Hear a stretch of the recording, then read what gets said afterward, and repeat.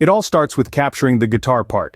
Position a microphone near the sound hole of your guitar or the amplifier for electric guitars. This microphone needs to be connected to your audio interface, the magic box that links your microphone and instruments to your computer. Fire up PreSonus Studio One on your computer, which is called the DAW or Digital Audio Workspace, the hub of your recording activity.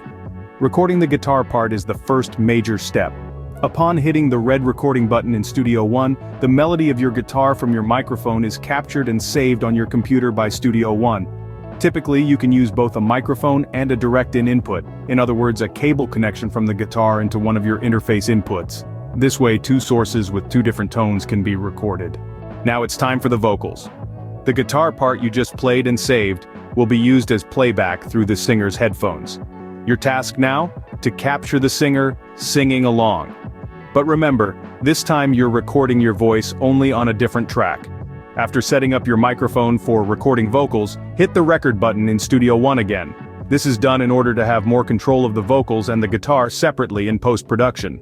There's a pitfall we need to avoid while recording: digital clipping. This occurs when the volume of your recording goes beyond the limit, leading to a distorted and crackly sound which is incurable and can only be remedied. The trick to avoiding this is to keep the volume levels on the interface at a place where your loudest point of playing doesn't reach the red. There are two places you can see this clipping. On the front of the interface and in the DAW itself, it will be in the red. Keep an eye on this while recording. If it ventures into the red zone, it signals that the volume is too high and might cause clipping. Adjust it until it settles in the green or yellow zone.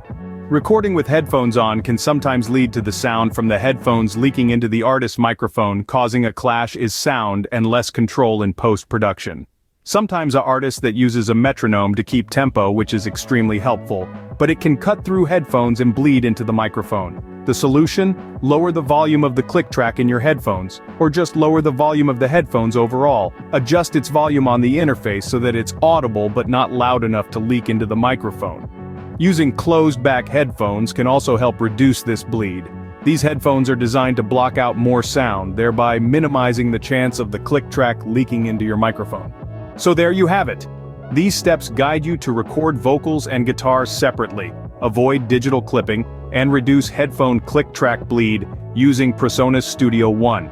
With consistent practice and experimentation, you'll be mastering these techniques before you know it.